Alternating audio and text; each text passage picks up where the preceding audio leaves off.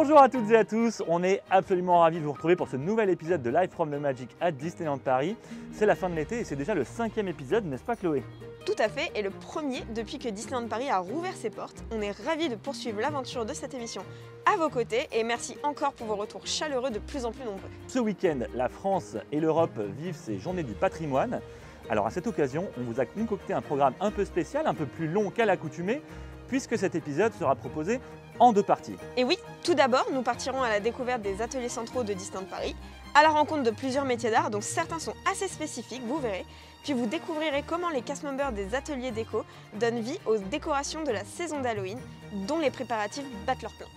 Alors dans la 2e partie que nous allons publier demain, nous vous montrerons une autre facette de notre patrimoine puisque nous allons nous intéresser au Val d'Europe, cet ensemble de communes qui borde Disneyland Paris et que la division Real Estate Development by Euro Disney conçoit et développe depuis près de 30 ans aux côtés des pouvoirs publics. Alors vous allez découvrir les histoires et les inspirations de chacun de ces quartiers et la façon dont une ville comme Val d'Europe sort de terre justement. Alors Mathias, on a beaucoup de choses qui nous attendent. Je te propose qu'on se sépare pour pouvoir tout couvrir. Je file aux ateliers centraux et on te retrouve tout à l'heure aux ateliers déco, ça marche? Ça marche Chloé, alors c'est parti, bon visionnage à tous. Bonjour Chloé. Salut Virginie. Merci de nous accueillir en backstage ici à Central Shop dans les ateliers Déco Props. Est-ce que tu peux te présenter ou te représenter vu qu'on t'a déjà vu dans le premier épisode et parler un peu de ce que tu fais ici? Alors je suis Virginie, je suis accessoiriste et je fais partie de l'atelier Déco Props qui comporte à peu près 10 cast members. Et nous faisons la réhabilitation des accessoires des 2 parcs et du DB. Ok, et sur quoi vous travaillez du coup en ce moment? Alors en ce moment on est en train de préparer la réhabilitation du Nautilus. En fait on fait du cordage à l'année aussi, donc en ce moment il y a du cordage qui est en train de se faire. Et on est en train de travailler sur le piano de Market House Deli sur Main Street. Est-ce que tu peux nous montrer ça? Oui, volontiers. Voilà, je te présente Sylvie, qui est une spécialiste en cordage et qui est en train de faire une fenêtre qui va aller sur une plateforme qui va être en réhabilitation au niveau des bois. Et du coup, on va changer tous les filets qui sont autour des garde-corps. Et du coup, elle est en train de faire une épissure carrée et des surliures. Et après, elle va venir corder en fait tout le tour du filet pour faire une fenêtre. Et cette réhabilitation, vous la faites tous les combien à peu près? Ça tient à peu près 4-5 ans en fait, le cordage. C'est quel savoir-faire? Comment vous avez appris à faire ça? Est-ce qu'il y a une formation spéciale? Je pense que ça est passé de cast member en cast member. Il y a eu une transmission qui s'est faite en interne. Vous utilisez des matériaux spéciaux pour que ça dure dans le temps au niveau du cordage? C'est du polypropylène en fait, c'est pas du chanvre, c'est une matière synthétique. Parce que du chanvre, ça se dégraderait trop vite. Oui, je vais te présenter le travail d'Élodie. Elle est en train de travailler sur le Nautilus. Et nous avons ramené un casque de scaphandrier qui se trouve dans la salle des scaphandriers, dans le Nautilus. Ouais, c'est impressionnant. Je pense qu'on ne voit pas des scaphandres tous les jours. Et du coup, elle est en train de travailler la patine. Elle a refait toute une base en fait. Elle a repris la peinture de la base jusqu'à la peinture, jusqu'aux patines en fait. Moi, ça fait 15 ans que je suis là et c'est la première fois que je le vois rentrer en atelier. Sinon, les retouches sont faites sur place et c'est rarement démonté. Et sur quoi vous vous basez pour faire ces réhabilitations? Est-ce que vous avez de la documentation pour vous aider à savoir à quoi ça doit ressembler à la fin? Oui, on a la documentation de WDI. Pour ce cas-là, en fait, vu que c'est aussi tiré d'un film, on a la base du film en fait, qui est sur Disney+. Qui est, 20 000 soleil et mer. Oui, c'est ça. Enchantée de te rencontrer, Élodie. C'est super impressionnant ton travail. Est-ce que tu peux nous parler de ce que tu fais quotidiennement ici à Central Shop et du coup ce que tu fais concrètement là sur ce scaphandre, ce que tu as déjà fait, ce qui reste à faire? J'ai démonté des éléments de décor comme le casque, le pistolet et les bouteilles de plongée.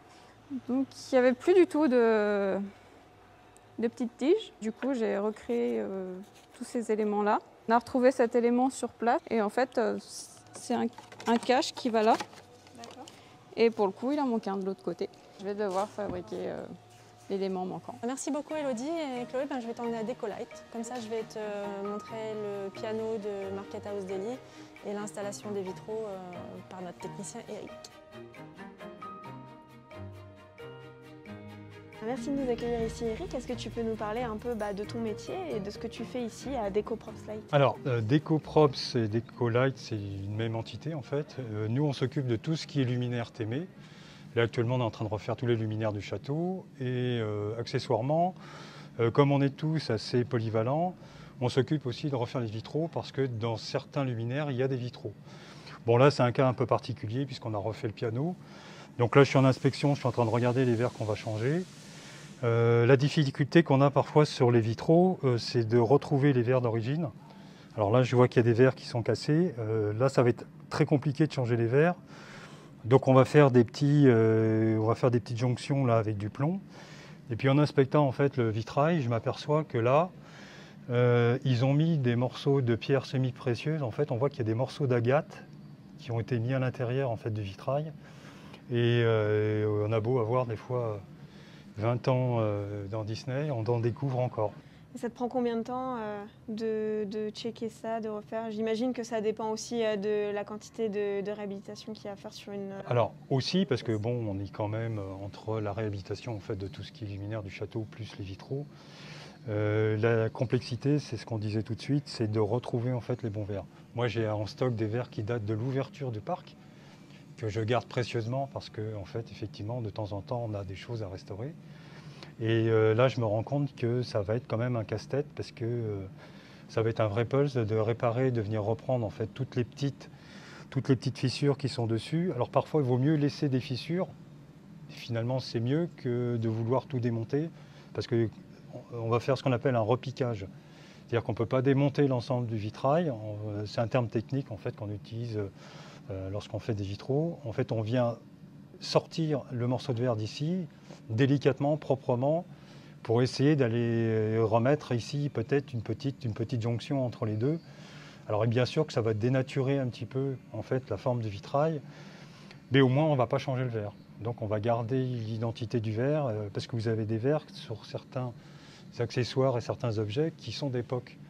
Donc en fait vous avez des verres qui datent dans les objets qui ont été chinés, 30 ans, mais il y en a d'autres aussi qui datent de 1850 ou 1900, qui ont été restaurés, enfin qu'il faut restaurer, et là c'est le cas en fait. Ça fait combien de temps que tu travailles ici?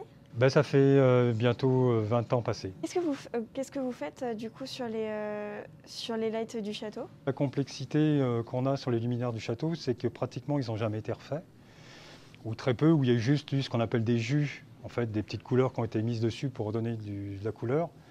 Là, la complexité, c'est que les verres ont été collés au silicone. Enfin, bon, on ne peut plus démonter. Donc, il faut trouver une solution facile pour le jour où, justement, il y a de la casse et pas se retrouver, en fait, après dans l'embarras en disant le verre, il est cassé, on ne peut pas le changer. Donc là, on va faire des modifications dessus pour qu'on puisse, effectivement, accéder facilement au verre. Donc, on part d'un luminaire qui est comme ça, qui est quand même dans un état plus que fatigué, pour arriver, une fois à ce qui sont restaurés. Là, les 3 qui sont restaurés, on voit les patines là, qui sont sur la table. On voit bien la différence. Et là, donc, automatiquement, on voit la différence dessus. Donc là, ceux-là aussi, c'est pareil. La torche aussi vient d'être restaurée. Celui-là vient d'être restauré aussi. Donc c'est quand même, ça représente un travail qui est colossal. Et en termes de savoir-faire, vu que tu interviens sur tout ce qui est vitrail, est-ce que tu as reçu une formation particulière ou c'est vraiment un savoir-faire que vous transmettez ici de cast en cast? Moi j'ai la chance d'être autodidacte. Je suis menuisier décorateur en fait à la base. Et de fil en aiguille, quand on est dans les métiers d'art, à partir du moment où on s'intéresse au métier du copain, automatiquement on se dit tiens, il y a ça, il y a ça, il y a ça, et on croise les métiers. Et en fait, on s'aperçoit que dans les métiers d'art, il y a beaucoup de choses en fait, qui se croisent. Et je me rends compte en fait qu'en faisant parfois les vitraux, je me dis tiens, c'est dans l'ébénisterie, quand on fait du plaquage ou quand on fait des ajustements, on se dit tiens, il y a les mêmes choses. Et on retrouve les mêmes gestes parfois. Ce n'est pas les mêmes outils, hein, bien entendu, mais on retrouve les mêmes gestes. Et c'est ça qui fait l'intérêt. Justement, on parlait tout à l'heure de polyvalence et aussi de tout ce qui était donc luminaire sur le parc. Par exemple, ça, c'est une création qu'on a faite qui est entière. En fait, on est parti d'une plaque de tôle, comme on a derrière. On est parti d'une plaque vierge et on a fabriqué entièrement ce luminaire-là, en fait, qu'on retrouve donc sur la gare de BTM. Donc, ce sont des lampes flash qui vont indiquer en fait que les trains vont démarrer. Donc là, on est parti, on a fait une création, on a fait un prototype. Donc ça, c'est le prototype. Et on a fait une série de 10 lampes Donc on ne se contente pas forcément toujours de faire que de la maintenance. On a aussi une part de création, par exemple avec ce genre de lampe-là. Eh ben, merci beaucoup Eric de nous avoir montré tous ces petits métiers de l'ombre et tout ce souci du détail que vous faites tous les jours. Merci à toi. Eh ben, je vous remercie. Virginie, je crois donc il me semble que vous avez récupéré des props qui se trouvaient dans le restaurant L'Invention au Disneyland Hotel avant qu'ils partent en réhabilitation. Est-ce que tu peux nous montrer ça? Voici Chloé les props dont je t'ai parlé. Nous avons les accessoires dans ces deux caisses. Il y en a beaucoup qui sont encore emballés et je t'en ai déballé un spécialement. C'est un aspirateur de 1910 et qui a été suspendu dans la salle de buffet d'Invention et qui va trouver sa place dans une des vitrines de Floraz. Un authentique. Du coup, il a été chiné à l'époque. Voilà, c'est un authentique, donc on va lui redonner une petite, on lui fait une petite beauté pour qu'il apparaisse comme un aspirateur neuf dans une boutique de Main Street. Et pourquoi Floraz? Parce qu'en fait, la vitrine qui se trouve à l'extrême droite vers Discovery Arcade, en fait, comporte des éléments d'électroménager de 1900-1910. Une place toute trouvée. Voilà, donc il va trouver sa place là-bas. Donc, en fait, il y a d'autres accessoires pour l'instant qui sont encore en réflexion avec WDI. On essaie de leur trouver un emplacement pour leur donner une seconde vie. Et si tu veux, quand on aura bien avancé sur le sujet avec WDI, tu seras la bienvenue pour qu'on te montre où ils vont aller. Merci beaucoup. Une nouvelle fois, tu nous avais déjà chaleureusement accueillis pour nous parler de ton métier à Mercato Zeli dans le premier épisode. Et merci, c'est toujours aussi passionnant de venir ici et d'entendre parler de vos métiers. Donc merci beaucoup. Merci à vous. Merci Chloé. Alors moi je me trouve aujourd'hui à l'atelier décoration de Disneyland Paris. C'est un endroit assez méconnu et pourtant essentiel au bon fonctionnement des opérations ici. On est à quelques semaines maintenant du lancement du festival Halloween Disney. Et donc je suis parti à la rencontre de Olivier Lemaine, qui est accessoiriste réalisateur et qui va nous parler un peu de son travail puisqu'il aide à concevoir les décors et les objets de décoration des spectacles, parades et autres saisons sur le parc. Alors allons tout de suite à sa rencontre.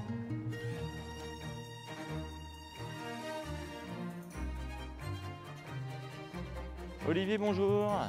Tu es accessoiriste réalisateur ici à Disneyland Paris. Est-ce que tu peux nous en dire un peu plus à quoi consiste ce métier? Oui, bien sûr. Le métier d'accessoiriste réalisateur, c'est de créer des accessoires sur des spectacles, des scènes de spectacle, sur des demandes. Mais on s'occupe aussi des choses un peu plus grosses, de décoration aussi. Hein. C'est pas limité. Mais oui, ça englobe beaucoup de choses. Donc tu travailles sur quoi par exemple ici? Là, on peut voir je suis sur les citrouilles actuellement. On a un drôle de potager qui fait pousser des citrouilles assez particulières. Donc, comme l'année dernière, elles ont été sur le parc, on doit leur donner une couleur un peu plus vive parce que ça s'est un peu terni et des fois elles sont déplacées. Donc, il faut retémer par rapport à là où on le met. C'est un peu de la restauration. Des fois, il y a de la création aussi. Vous concevez les accessoires, les décors? Exactement. On conçoit les décors et les accessoires, mais derrière, il y a toute une équipe quand même de designers, nos team leaders qui vont nous amener des schémas. Voilà, comment ça se passe exactement, justement, le process de fabrication? On reçoit d'abord le designer qui vient avec le team leader et qui nous montre un dessin avec un cahier des charges. Et sur les accessoires, par exemple, on doit faire en sorte que comme c'est porté, que ça ne soit pas trop lourd pour les personnages qui les prennent. On a des poids limités, 1,5 kg pour une main, 3 kg c'est pris sur 2 mains. Donc ça c'est rédhibitoire, donc il faut que ce soit léger et résistant. Voilà, donc nous à partir de là, on propose des matières, eux proposent aussi, on fait un échange. Et c'est ça le métier, c'est beaucoup l'échange entre nous. D'accord. Et donc comment ça se compose ici, l'atelier décoration? Il y a combien de personnes qui travaillent?